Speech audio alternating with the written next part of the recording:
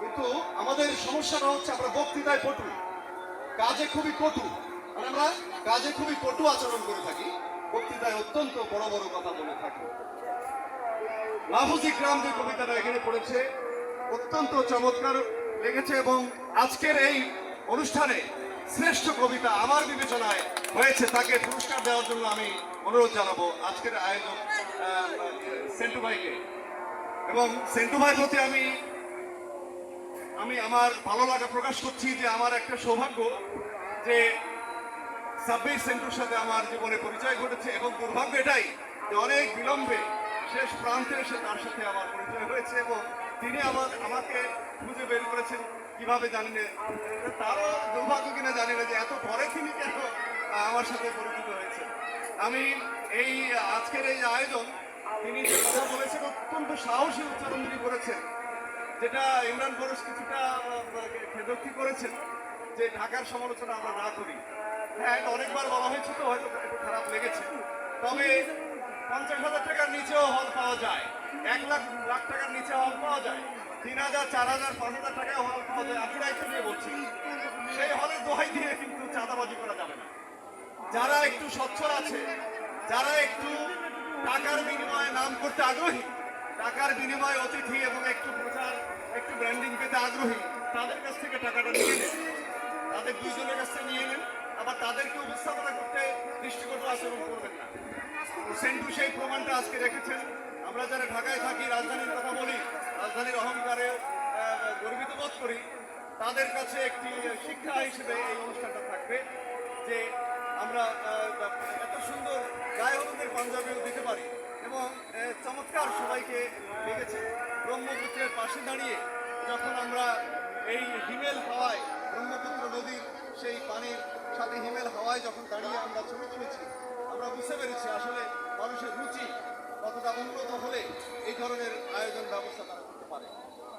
নারায়ণগঞ্জকে বলা হয়, নারায়ণগঞ্জ আমিও জানি যে নারায়ণগঞ্জ একটা শিল্প সাহিত্যের উর্বর ভূমি।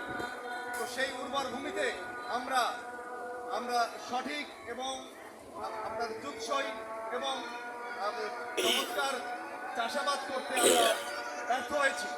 নারায়ণগঞ্জের মাটি সাহিত্যের উর্বর ঘাঁটি, কিন্তু আমরা লিখতে পারিনি পরিপাটি। আমরা অনেক বড় বড় ছড়াকারের কথা এখানে বলেছি।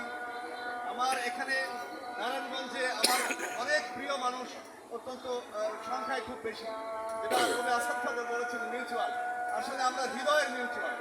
তারা এখানে আছেন, আমি নাম বলে শেষ করতে পারবো না। বিশেষ করে নজরুল ইসলাম শান্ত আছেন, এবং এখানে আরো অনেকে, বিশেষ করে এসে শামীম ভাই আছেন, তিনি দরাজ দিলের মানুষ। আমরা তার বাড়িতে গিয়ে সেটা প্রমাণ পেয়েছি। তিনি একজন সঙ্গীত শিল্পী এবং চলচ্চিত্রের একজন নায়ক। আমরা নারায়ণগঞ্জের জসিম দাকে বলে থাকি, তিনি এখানে এখন পর্যন্ত আছেন। আরও যারা আছেন, এই যে হীরার কবিতাটা আমার ভালো লেগেছে, একটু বলে রাখি, রমজান বিন মোজাম্মেলের কবিতাটা আমার ভালো লেগেছে। আরও অনেকে আছেন যারা দীর্ঘতম কবিতা পড়ে গেছেন, তাদের ব্যাপারে আমার পুনর্বিবেচনার দাবি রাখি আপনাদের কাছে। তারা সবাই অনেকেরই গুরু কিন্তু তারা অনেকে আছেন, আমি কারো নাম মেনশন করতে পারছি না, অনেকেই আছেন যে গুরুতুল্য। তো গুরুতুল্যের আচরণ বা তাদের উপস্থাপনা, তাদের যে ছড়ার যে নান্দনিকতা এবং মুন্সিয়ানা, শোনেন, আমরা বলি যে কবি রবীন্দ্রনাথ ঠাকুর, নজরুল ইসলাম, কাজী নজরুল ইসলাম, সুকান্ত ভট্টাচার্য, জীবনানন্দ দাশ প্রায় সব কিছু লিখে গেছেন, সব বিষয়ে লিখে গেছেন। কিন্তু এখন আমাদের কাছ থেকে আমরা তাহলে কি লিখবো? আমরা কি লিখবো না? আমরা লিখবো। আমরা এখন কি লিখছি এটা বিষয় না, কিভাবে লিখছি। আমরা যদি 24 পংক্তিতে আমরা যদি 400 লাইনের কথা বলতে পারি, আমরা 400 লাইনে কেন যাব?